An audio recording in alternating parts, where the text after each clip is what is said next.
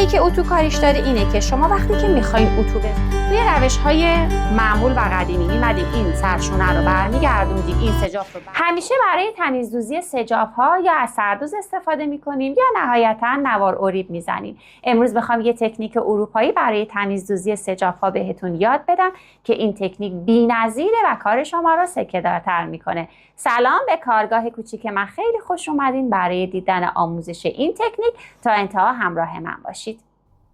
تکنیک دوختی رو که میخوام امروز بهتون آموزش بدم، شما میتونید برای سجاف همه لباس استفاده بکنید. فرقی نمیکنه که یقه لباس شما یقه گرد باشه، یقه هفت باشه، جلو باز یا جلو بسته باشه، یقه انگلیسی، آمریکایی یا آرشال باشه، هیچ فرقی نمیکنه. شما میتونید از این تکنیک تمیزدوزی لبه های بیرونی سجاف برای تمام سجاف ها استفاده کنید.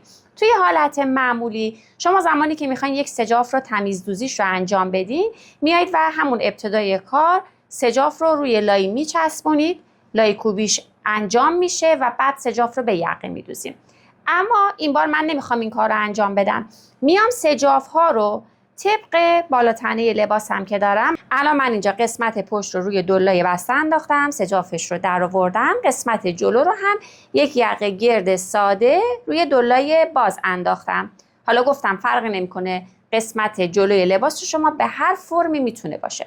خب کاری که میکنم اینه که میام به اندازه همین سجاف ها لای هم برش میزنم. الان برای قسمت سجاف پشت من این لای رو برش زدم، دقیقاً هم اندازه و هم شکل سجاف پشت. برای قسمت جلو هم به همین ترتیب دو تکه لایی هم اندازه و هم شکل سجاف قسمت جلو برش زدم. خب حالا کاری که میکنم اینه که میام سجاف رو میارم، این سجاف روی سجاف به سمت من، قسمت روی لای هم به روی سجافتون باشه، یعنی پشت سجاف و اون قسمتی که چسب داره به سمت من باشه. پس ببینید روی لایی و روی سجاف به سمت همدیگه هستن. حالا شروع میکنم این قسمت پایین رو به فاصله 1 پای دوخت میزنم. دیگه به قسمت سرشانه، هلال یقه و این قسمت کاری نداریم. برای قسمت جلو هم به همین ترتیب سجاف قسمت جلو رو میارم، لایش رو هم میارم، روی لایی روی سجاف به سمت هم دیگه، چسب سجاف به سمت من. فقط این قسمت بیرونی رو دوخت میزنم، دیگه کاری به سرشانه، هلال یقه و قسمت جلو و پایین سجاف ندارم. یه نکته رو بهش دقت کنید، زمانی که میخواین سجاف قسمت جلو رو طراحی کنین، این خط به صورت یک خط صاف یا نهایتاً هلال باشه، خط شکسته و نوک‌تیز نباشه. خب بریم پای چرخ دوختش رو با هم دیگه انجام بدیم. لایی رو به کمک سوزن به پارچم فیکس کردم. حالا میام و این قسمت بیرونی رو، لبه بیرونی رو به فاصله 1 پای یه دوخت میزنم.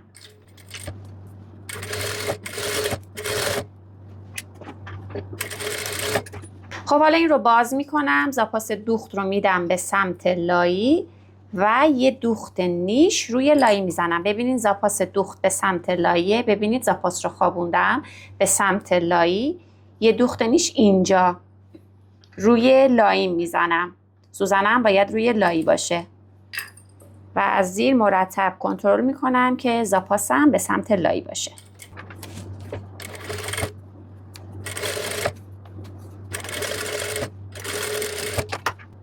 اون یکی تکه سجاف رو هم به همین ترتیب باید دوختش رو انجام بدم. خب حالا سجاف پشت رو، لبه پایینیش رو، این قسمت هلالش رو شروع میکنم مجدد به فاصله 1 پای دوختم.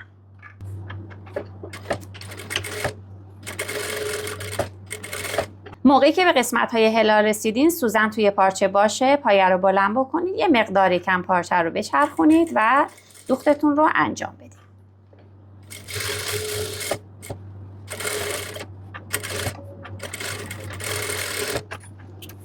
در ادامه باید دوخت نیش و نگهدارنده سجاف پشت رو هم بزنیم. زاپاس دوخت رو میدم به سمت لایی، به این سمت و سمت داخل یه دوخت نیش روی لایی میزنم، یعنی سوزنم باید روی لایی باشه، باید اینجا باشه.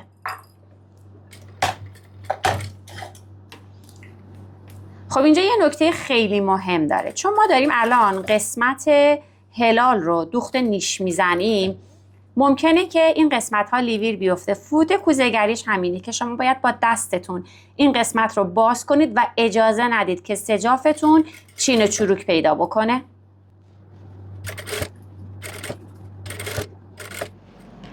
خب حالا این سجاف ها نیاز به اتوکاری داره، اما باید خیلی دقت کنین چون شما فقط یک بار میتونید اتو بزنید، چون وقتی که اتو زدین دیگه این لای به سجافتون میچسبه و نمیتونین کاری کنین. نکته ای که اتو کاریش داره اینه که شما وقتی که میخواین اتو بزنین سمت لای به سمت خودتون باشه. این رو جوری تنظیم کنین که به اندازه 1 میل شما از لایه از قسمت زیری یعنی از سجافتون رو ببینید. ببینید الان من دارم اینجا 1 میل از این سجاف رو از سمت رو میبینم. این رو باید دقیق این کار رو انجام بدین. گفتم چون یک بار بیشتر نمیتونید اتو بزنید.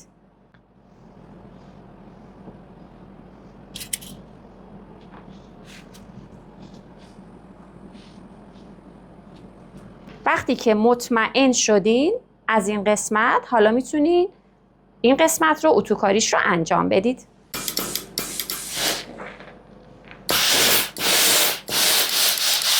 اول از بالا یه بخار میدم که سجافم بچسبه به لاییم، بعد حالا دیگه میتونم سوزن‌ها رو در بیارم و اتو بزنم.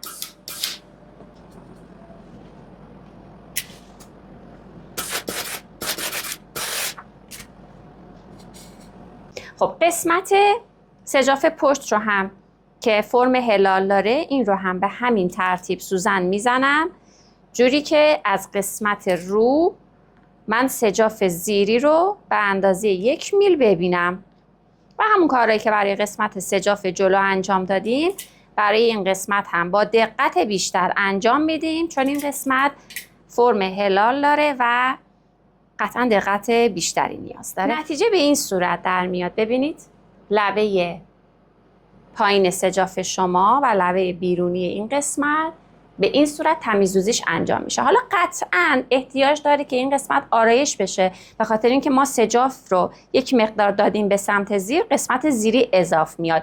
توصیه من به شما اینه که ابتدای کار همون اول سجافتون و لایتون رو یک مقدار بزرگتر برش بزنید که وقتی که لای زدین، چون احتمال جمع شدن و حالا یک مقداری تغییر توی اندازه ها وجود داره، که وقتی آرایشش کردین با تنه اصلیتون دقیقاً به یک اندازه باشه.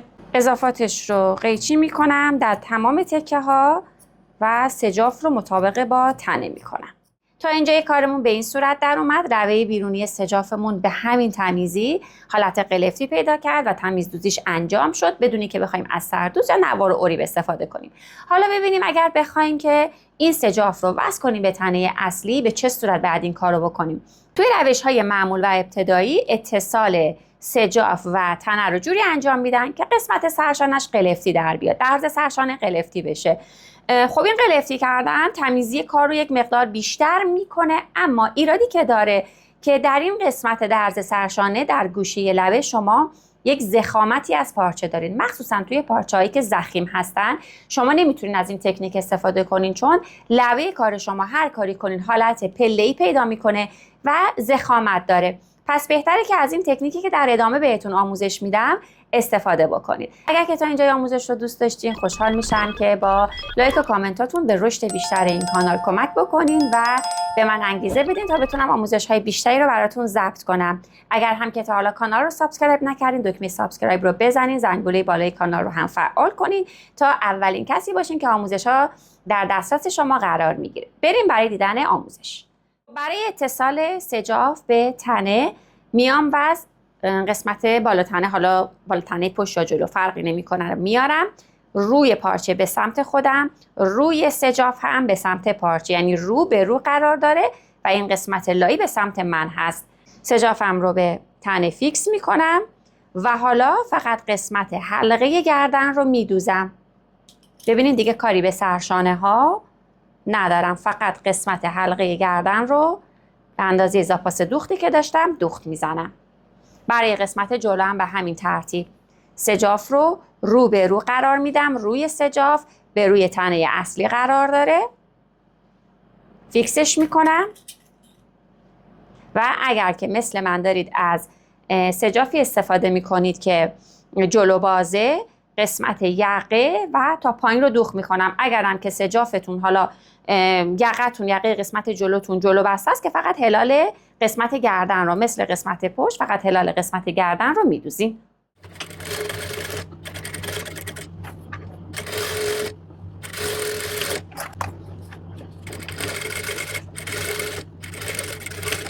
خب حالا باید این قسمت هلال یقه یه مقدار سبک بکنم، اگر نیاز داشت چند تا چرت بزنم که راحت برگرده.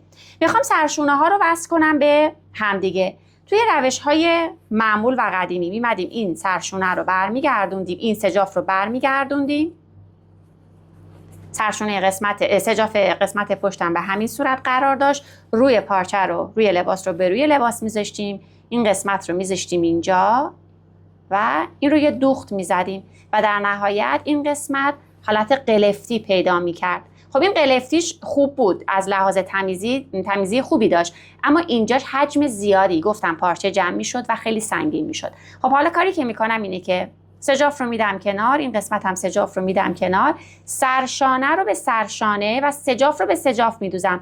ببینین درز سرشانه و سجاف رو میذارم روی همدیگه به این صورت، سرشانه های سجاف با همدیگه، سرشانه های تنه هم با همدیگه دوخته میشه، یک دوخت یک سره. خب دوختش رو انجام بدم و نتیجه رو ببینیم. یه فوت کوزه‌گری که موقع دوختن باید رعایت کنیم اینه که این درز دوخت سجاف و تنه باید به صورت باز باشه. در قسمت زیر هم این درز دوخت باید یک درز باز باشه، به صورت درز باز دوخته بشه. این رو من فیکسش میکنم به صورت باز و حالا دوختم رو انجام میدم.